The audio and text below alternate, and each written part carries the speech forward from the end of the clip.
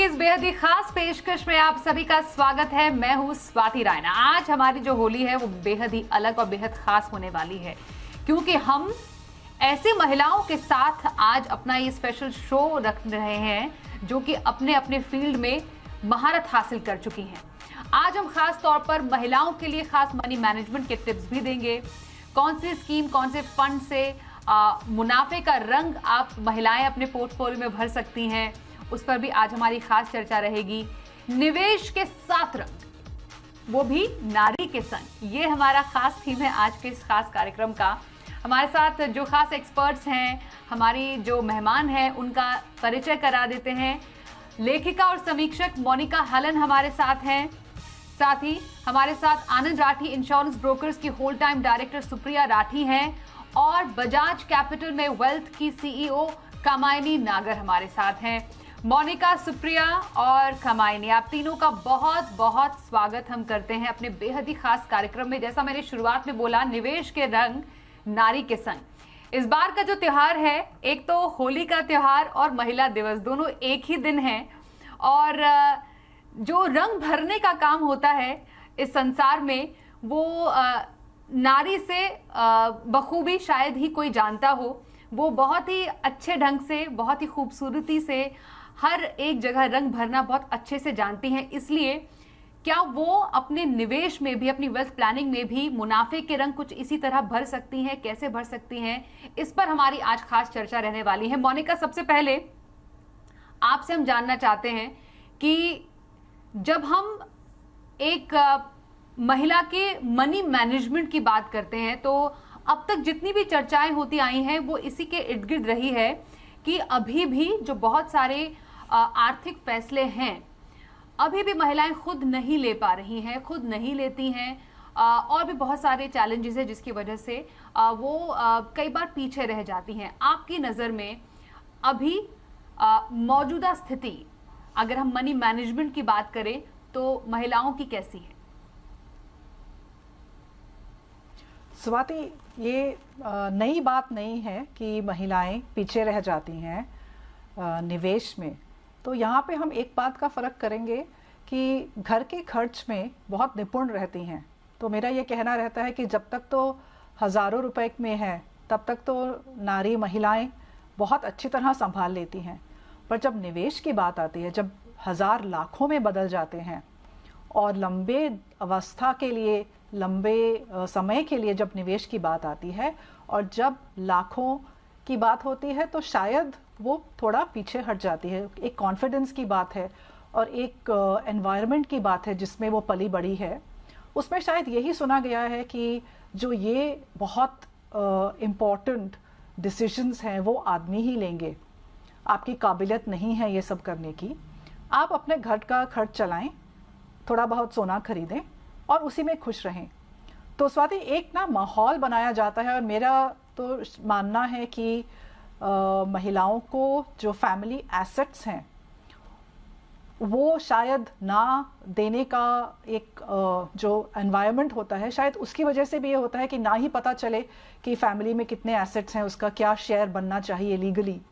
तो काफ़ी चीज़ें हैं सोशली, इकोनॉमिकली। और एक चीज़ और है कि जब एक घर बनाते हैं और दोनों हस्बैंड वाइफ दोनों ही काम करते हैं घर के बाहर, तो घर के अंदर का जो काम है शायद उसका बोझ बहुत ज़्यादा औरत के ऊपर होता है। तो एक चीज़ जो आदमी बहुत खुशी से ले लेते हैं वो है मनी मैनेजमेंट। और महिला के पास शायद इतना वक्त नहीं है कि वो उसमें भी उसको उसके ऊपर वक्त वो बिताए, तो वो एक चीज़ पूरा उसको हैंड ओवर कर देती है और बाकी काम में लग जाती है। तो ये काफ़ी चीज़ें हैं जिसकी वजह से महिलाएं पीछे रह जाती हैं निवेश में। घर के खर्च चलाने में निपुण हैं, पर इस चीज़ में पीछे रह जाती हैं। बिल्कुल। तो बचत में बिल्कुल महिलाओं का कोई सानी नहीं है, पर बचत को निवेश जब करना है, उसमें अभी भी काफ़ी ज़्यादा हमारे पास, महिलाओं के पास काफ़ी भी अभी ज़्यादा जो दायरा है वो काफी ज्यादा छोटा है, उसको और बढ़ाने की जरूरत है।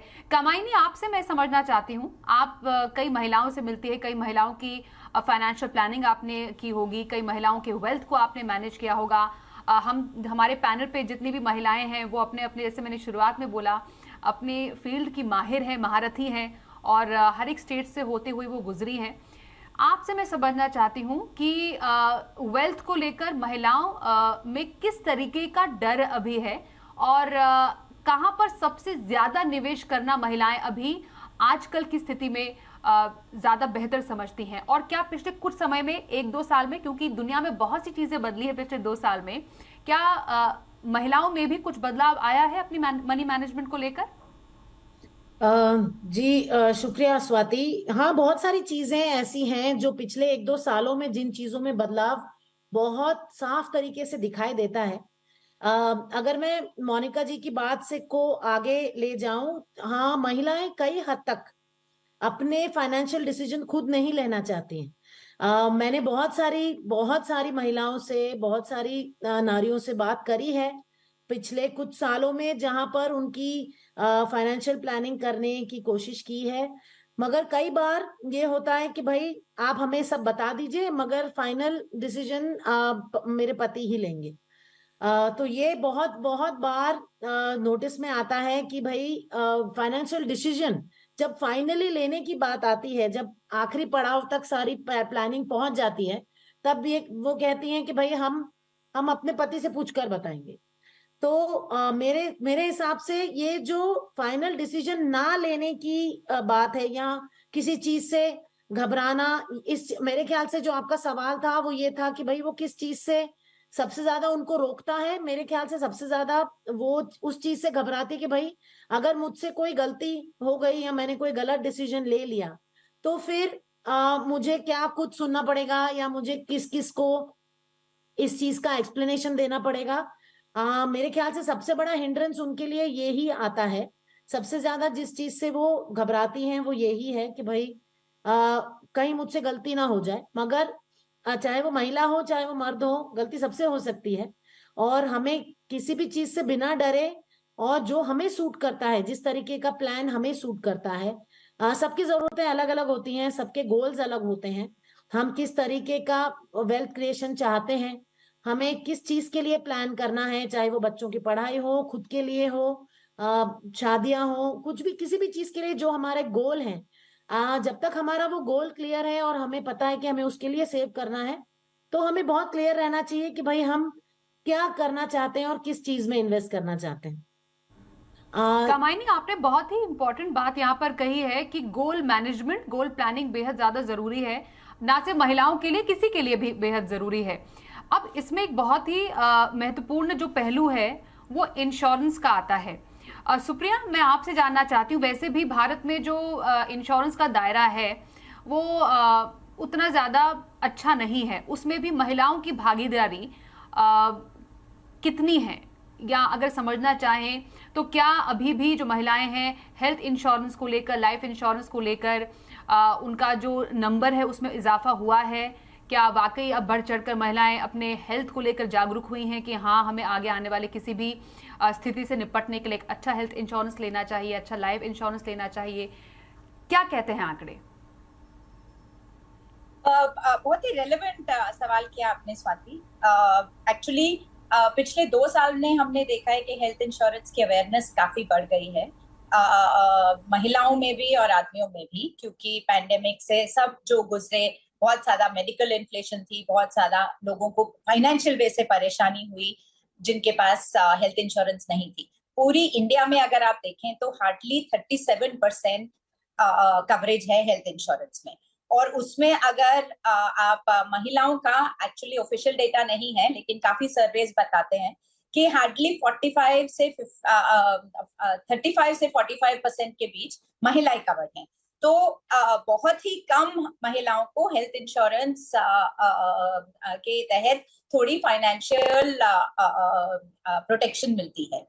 और अनफॉर्चुनेटली दूसरी बात यह है क्योंकि महिलाओं को मैटरनिटी के टाइम हॉस्पिटलाइजेशन की जरूरत पड़ती है। वर्ल्ड वाइड अगर हम देखें तो काफी महिलाएं ज्यादा उपयोग करती हैं हॉस्पिटल्स का, क्योंकि उनकी प्रोपेंसिटी इलनेस की, जैसे कि आर्थराइटिस, 50 के बाद कैंसर्स, जो महिलाओं के स्पेसिफिक कैंसर्स हैं, उन सब की वजह से जो हॉस्पिटलाइजेशन होता है महिलाओं का, वो ज्यादा प्रतिशत है आदमियों के मुताबिक। लेकिन क्योंकि अफोर्डेबिलिटी का इशू आता है और फैमिलीज में जो सोशल थिंकिंग है कि आदमियों का पहले देखना चाहिए, और महिलाएं खुद भी सोचती हैं कि पहले बाकी फैमिली का देखें, अपना बाद में देखें, इस वजह से हेल्थ इंश्योरेंस का अपटेक महिलाओं में कम है। लेकिन डेफिनेटली अवेयरनेस बढ़ रही है। लेकिन ये बिल्कुल अनिवार्य है कि सबसे पहले फाइनेंशियल प्लानिंग जब आप करें तो हेल्थ इंश्योरेंस उसका इसेंशियल हिस्सा होना चाहिए। और फैमिली फ्लोटर्स ले सकते हैं, लेकिन डेफिनेटली महिलाएं उसमें कवर्ड रहनी चाहिए, क्योंकि अगर महिला को कुछ हो गया तो पूरी फैमिली एक्चुअली क्रम्बल होती है। फंक्शनली और फाइनेंशियली दोनों बहुत ज्यादा तकलीफ होती है फैमिली को। तो इस नजरिए से देखते हुए डेफिनेटली अवेयरनेस बढ़नी चाहिए। अहम बात यहाँ पर कही है कि महिलाओं में कुछ ऐसी बीमारियां हैं जो कि पुरुषों से अलग होती हैं और बहुत ज्यादा बढ़ती जा रही हैं। वो बीमारियां, कुछ प्रकार के कैंसर होते हैं जो महिलाओं को ही होते हैं, और जिस हिसाब से उनके मामले बढ़ रहे हैं, महिलाओं को हेल्थ इंश्योरेंस लेने की जरूरत है। और महिलाओं की जो उम्र है वो साइंटिफिकली भी प्रूवन है, नंबर्स भी कहते हैं कि पुरुष से ज़्यादा होती है, इसलिए उनको भी उस लिहाज से भी अपने हेल्थ को लेकर काफ़ी ज़्यादा जागरूक होने की ज़रूरत है। अच्छे केयर के अच्छे प्लान के जरिए हम ये भी समझेंगे थोड़ी देर में कि कैसे प्लान महिलाओं को लेने चाहिए। मैं एक डेटा आप सबको दिखाना चाहती हूँ, और मोनिका, मैं आपसे समझना चाहती हूँ म्यूचुअल फंड इंडस्ट्री जो कि दिनों दिन और दिन दूनी और रात चौगनी तरक्की कर रही है, उसमें महिला फंड मैनेजर जो हैं वो 2017 में 18 महिला फंड मैनेजर थी, जो बढ़कर 2018 में 24 हुई, फिर उसका आंकड़ा 2019 में 29 तक पहुंचा, फिर बढ़ते बढ़ते बढ़ते 2023 में अगर हम देखें तो 42 महिला फंड मैनेजर अभी कुल हैं, जो कि कुल 428 फंड मैनेजर का 42 महिला मैनेजर्स उतना हिस्सा है। मतलब महज 9.81% महिला फंड मैनेजर्स अभी म्यूचुअल फंड इंडस्ट्री में हैं। आप बहुत करीबी से इस इंडस्ट्री को भी देखती हैं, समझती हैं, कई महिला फंड मैनेजर से आपकी बातचीत भी हुई होगी। महिलाओं का रुझान इक्विटी की तरफ या म्यूचुअल फंड की तरफ आप कितना बढ़ता हुआ भी देख रही हैं? क्या बढ़ चढ़कर अब म्यूचुअल फंड इंडस्ट्री में न सिर्फ एज फंड मैनेजर पर महिलाएं भी म्यूचुअल फंड ले रही हैं? स्वाति, एक एज का थोड़ा मुझे एक डिवाइड दिखता है कि जो यंगर जनरेशन है, 2000 के बाद जो बच्चे पैदा हुए हैं और अब यंग अडल्ट्स हो गए हैं, वो जो लड़कियां हैं, वो जो यंग लेडीज़ हैं, उनका बहुत फ़र्क एटीट्यूड मुझे लगता है as compared to people of a earlier generation. So उनकी रिस्क टेकिंग कैपेसिटी ज़्यादा है, उनके ideas about equality and about financial stability and control, काफ़ी फ़र्क मुझे दिखता है, जनरेशनल फ़र्क दिखता है। तो अगर आप निवेश की बात कर रहे हैं कि म्यूचुअल फंड्स में, तो मुझे लगता है जो यंगर जनरेशन है उसमें डेटा शायद ज़्यादा अच्छा बताएगा, पर I think girls are coming, young ladies are coming to invest into mutual funds. And जो आपने कहा है कि फंड मैनेजर्स भी विमेन है, तो फाइनेंस शायद एक ऐसा एक इंडस्ट्री है जिसमें ना तो शॉप फ्लोर है, ना कोई ऐसी जोखिम वाली चीज़ है कि ऑयल रिग पे जाना है। तो फाइनेंस एक्चुअली विमेन के लिए एक बहुत अच्छी जॉब होती है, एक बहुत अच्छी ऑफिस एनवायरनमेंट होता है। और इसीलिए हम देखते हैं कि एक बार अगर वो चल पड़ती हैं फाइनेंस के रास्ते के ऊपर, तो they do very well. I mean our जो रेगुलेटर हैं इस समय कैपिटल मार्केट्स की, वो भी एक महिला है इस समय, भारत की पहली महिला रेगुलेटर हैं फाइनेंशियल सेक्टर की, कैपिटल मार्केट्स की। तो आई थिंक जो रोल मॉडल्स हैं लड़कियों के लिए वो बहुत अच्छे हैं इस समय, कि उनको देख के उनको ये कॉन्फिडेंस हो कि ये बहुत ऐसी चीज़ नहीं है। बहुत ही इम्पोर्टेंट बात यहाँ पर कही है। भारत की कई उच्च पदों पर महिलाएं ही अभी स्थापित हैं। हमारी देश की राष्ट्रपति हो गई, सेबी की चेयरपर्सन है, मतलब ऐसे कोई मतलब लिस्ट का कोई एंड ही नहीं है। तो वो डेफिनेटली रोल मॉडल हैं। अभी भी काफी ज्यादा फासला तय करना बाकी है, लेकिन काफी हद तक बहुत सारा ना सिर्फ बड़े शहरों में बल्कि छोटे शहरों में भी महिलाओं ने छोटे स्तर से ही सही पर अपना काम करने भी की शुरुआत कर दी है। और जिस तरीके से चीजें बदली हैं, महिलाओं ने बहुत प्रोत्साहन के साथ अपना जो काम बढ़ाने की भी शुरुआत कर दी। निवेश के रंग नारी के संग हमारी ये खास पेशकश आप देख रहे हैं, महिलाओं के लिए इंश्योरेंस। सुप्रिया, आपसे मैं जानना चाहती हूँ, एक तो स्पेशली हेल्थ इंश्योरेंस कितना महिलाओं को लेना चाहिए, और स्पेशली उसमें भी कौन सी स्पेशल पॉलिसीज हैं, कौन से स्पेशल प्लान्स हैं जिसमें महिलाओं का खास ध्यान रहना चाहिए? स्वाति, मेरा मानना ये है कि महिलाओं को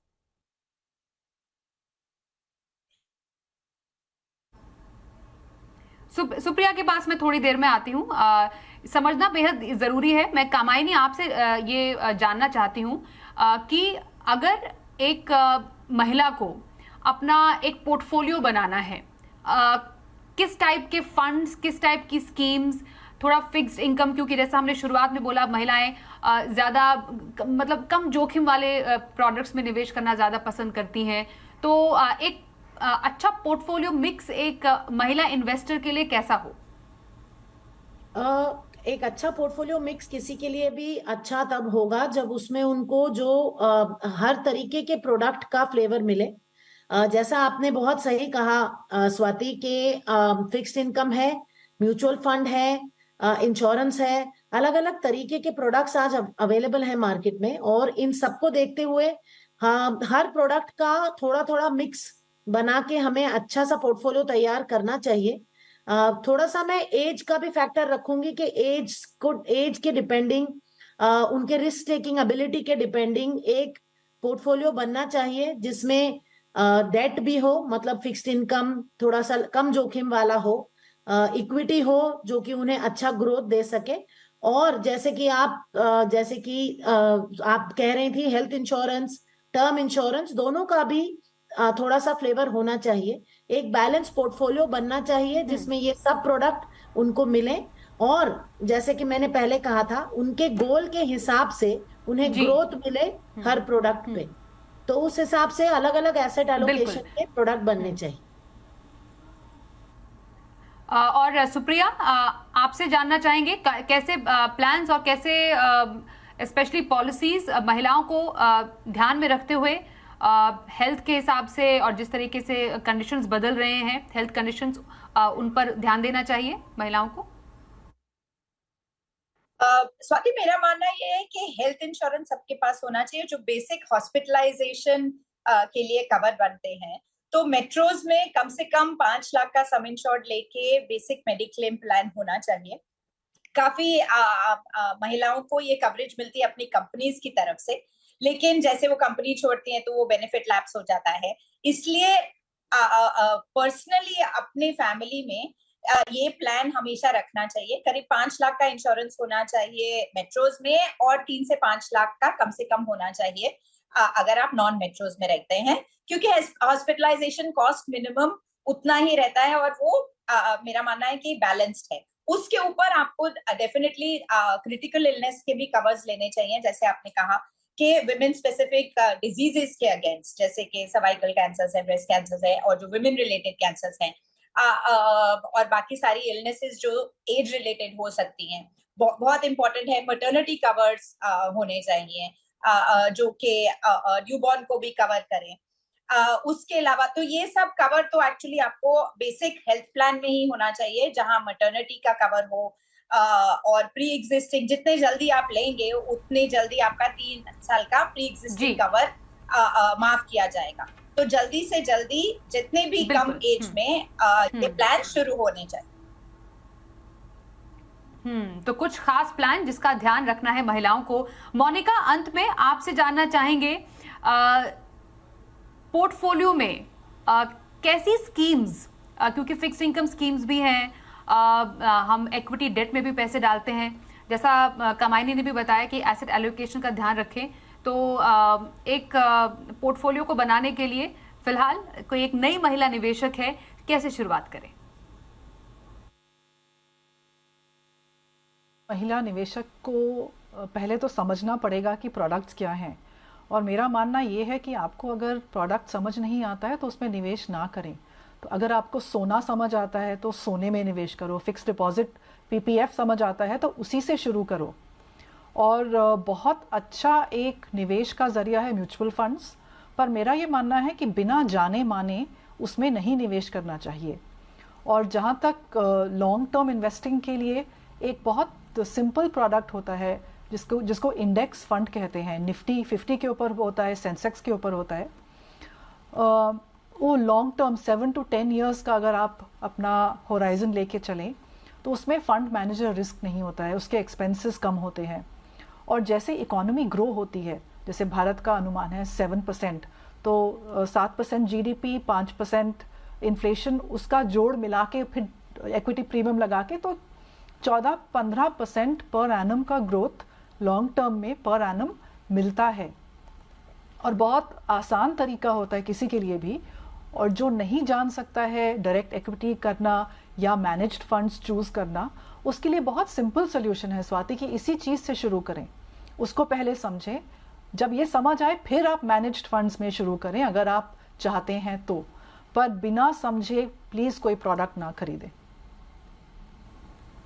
बिल्कुल, तो सोच समझकर निवेश करना किसी भी निवेशक के लिए सही होता है, और महिलाओं के लिए भी यही फॉर्मूला सटीक बैठता है। घर का बजट तो बनाती ही हैं, अब देखिए एक महिला देश का बजट बनाती है, सर्वोच्च पद पर स्थापित है महिला।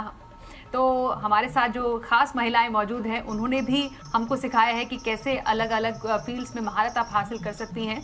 तो शुरुआत हो चुकी है और भी आगे जाना है। और हमारे साथ आज खास कार्यक्रम में शामिल होने के लिए मोनिका आपका, सुप्रिया और साथ ही कामायनी जी आपका भी बहुत धन्यवाद करते हैं आज हमारे इस होली स्पेशल महिला दिवस एपिसोड में शामिल होने के लिए।